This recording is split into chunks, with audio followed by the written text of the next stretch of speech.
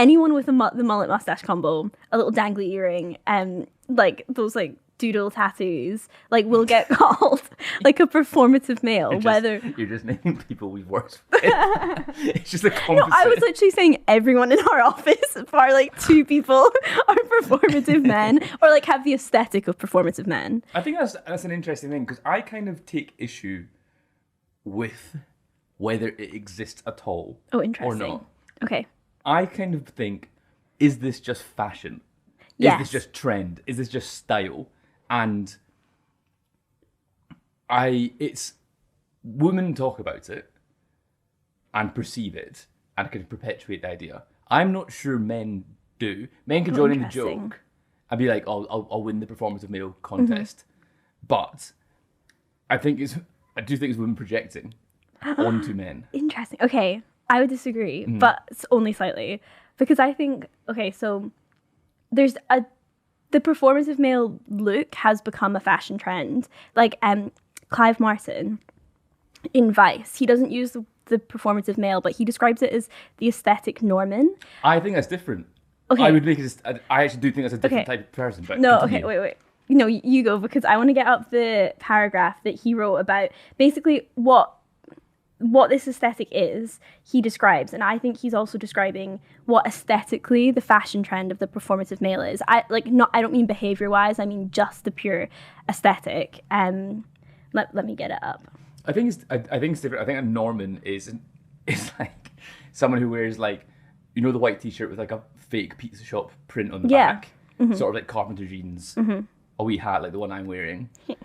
And I think whereas I think a performative male, that myth or that creature that's about behavior as well. I think Norman doesn't behave in a certain way. I agree. Performative male does. I think that's the distinction. But I think the Norman is the aesthetic of the performative. Like, the aesthetic minus the behavior is Norman.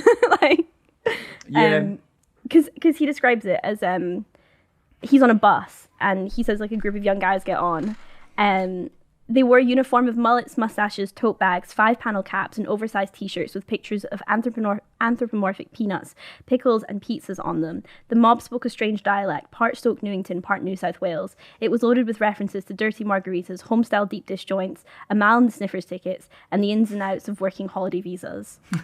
Like, but I would park that in a different category. I don't know what about that is performative. Is that just having interest and style? No. I'm saying that's the aesthetic. Right. That if you were to just see a performative male and not speak or interact with them, they would have the same aesthetic as I think, because Clive Martin is saying that the Norman aesthetic has become the defining aesthetic of 2025. But I think you can trace not all, but a lot of that aesthetic back to the performative male. It's actually like, do you know Curtis Connor on YouTube? So he made a video about this. He's like, everyone's calling me a performative male, because in like the memes compilations of performative male, like his image is often picked out because he's got mullet, mustache, little dangly earring, doodle tattoos, but he's saying, like, I have a wife, like I'm not performing or doing any of these inauthentic behaviors to like sleep with as many women as I can. Like, this is just how I look. And that was kind of the point I'm making, that this aesthetic has grown beyond the behavior. And I think a lot of men are now adopting this aesthetic without adopting the behaviors, because it has become like a fashion trend. Part of the reason I think this trend has got so big, or this phenomenon, or the discussion around it, is that women are taking exception to the existence of the performative male. Why do you think women are taking exception to that? Okay, so I think if we speak about like the genuine performative male, I'd say that to use like internet language, he is problematic, but the aesthetic is not. Because also I think if you start getting down into criticizing the aesthetics of it, you're re-entering like real gender essentialist territory. Yeah, 100%. Like, you're saying, well, men can't paint their nails, or if it's inauthentic if they like reading. That's what only women can read. Like, but I think if we're talking about the performative male in the way you defined it, with those behaviors attached to it, I think it's fair for women to take exception to that, because it's not just a fashion trend. It does involve like slightly manipulative behaviors, because he's not just selling aesthetic attraction, which is first of all totally fair to do, because I think all of us have at one point or another feigned interest in something or changed the way we look to attract someone of the opposite sex. Like, that's totally fair to do. But I think he's not just selling sex appeal, he's selling safety. And it's like an inauthentic sense. Well, it's an inauthentic safety. Because, for example, like, he's speaking the language of like emotional availability and feminism and understanding, but in actuality, there's a motive there to just sleep with as many women as possible and not put into practice any of the things that he's selling. And I think that's where it's fair to take exception. That's interesting. I am going to push back slightly. I think you made the point there, we all perform to attract the opposite gender. Okay, Judith Butler. We do, but no, excuse me, even the same gender. Or even any gender, of course. We all perform, and I think suggesting that there's like a correlation or between performing a certain aesthetic and performing any sort of interest could be dangerous it's not disingenuous, but I'm not sure how real it is. I think from like a real life experience, like when I was single, I realised that on Hinge, I was getting a lot of like suggest people on Hinge who went to Goldsmiths University. Yeah. And on my Hinge profile, I think the last thing was a video of like, it was me like on like a night out, and I was wearing like a big blazer, quite long hair at the time, and it was like me sort of dancing. There's like flashing blue and purple lights. It was quite like an aesthetic video. I thought it was quite cool. And a girl who went to Goldsmiths replied to this video on Hinge saying, "Why did you put this on your profile?" And I said, to get girls who went to Goldsmiths to message me. And she replied, "Fuck, I fell for it." Calling freelancers, small and mid-sized business owners. Tide's Instant Saver account offers up to 4% AER variable, flexible access and competitive returns. Unlike other options on the market, you won't need to hold your money with Tide for a fixed period. That means you'll have instant access and free withdrawals whenever you need it. You can get started today with just £1, making it easy to start growing your business savings. Want to know what you'll earn? Tide's Clever Calculator gives you a clear picture up front. Our audience will receive £100 cash back when you deposit £5,000 within the first 30 days of opening your Tide Instant Saver account. Use code JOE, that's JOE, JOE. New members receive an annual equivalent rate of up to 4% AER variable, free for 6 months. For the full offer, visit tide.co/Joe. T's and C's apply. So, but I think it's something that everybody does. I think women do it as well. 100%. And I sort of like, I think my exception to it is to even suggesting that this is a phenomenon that is dangerous. I'm not sure a man can win in the situation, because if a man say a man is like, oh fuck, I can't be a performative male, I'll have to do something else. What are my options? And I think culture's so flat now, and there's such a vacuum of interesting things happening aesthetically within fashion, within culture. It's like, oh fuck, I better put on my tracksuit, or like or I might start behaving like in the manosphere. Are those the two options? No, and I think that's the key word is performative, right? Like, if you're a man who is genuinely interested in feminist literature, you genuinely enjoy Sally Rooney, like, that's not a problem, that's authentic. I think the thing that women are taking exception to is the inauthenticity of it, like walking around with, I don't know, a Sylvia Plath bell jar, like copy of the bell jar that you haven't read, or but surely you can see through that. Surely, like, as a potential partner. Yeah. But also, like... But I also think it's, like... I think, like, to reframe it and to focus on the behaviour aspect of it rather than the aesthetic aspect, it's the modern-day nice guy equivalent. It's the, well, I've taken you on 2 days. I've listened to your thoughts for 2 days. Like, I let you speak. I didn't interrupt you. Why aren't you sleeping with me yet?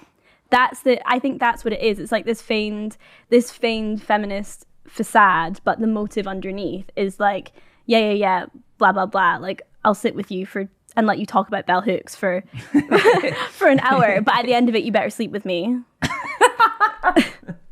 Yeah, obviously that person would take it. I think my just consideration was, I think the fashion is and the trend and the style, the men who are doing it for those reasons is way larger. Yes, I think, yeah. I think the proportion of the people who dress like that, Yeah. who are dickheads, probably the minority. I hope the minority for sure. And obviously, I don't date men, so I can't be on the receiving end of it, I guess.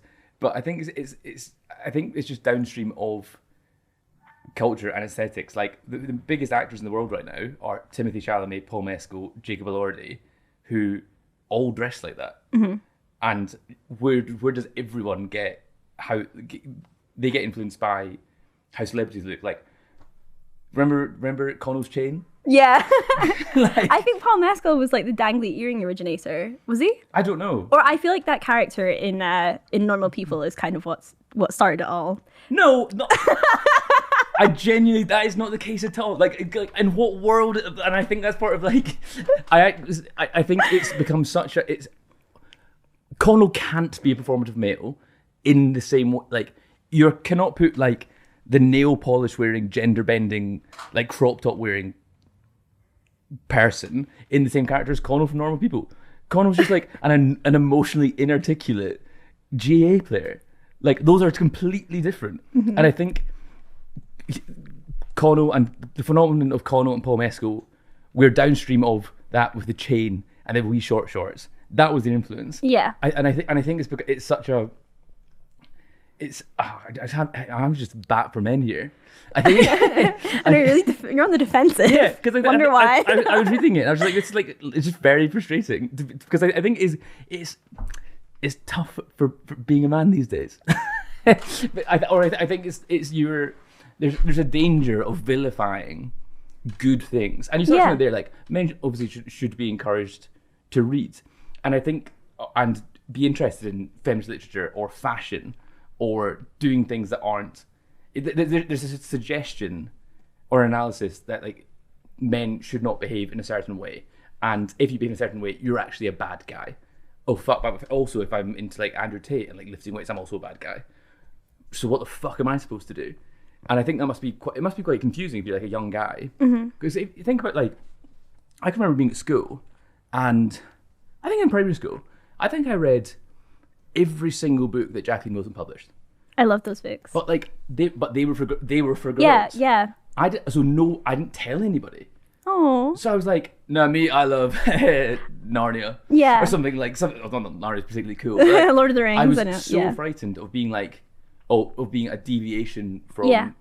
And that was the performative element of it. Yeah. It was inauthentic, and I think there's a real.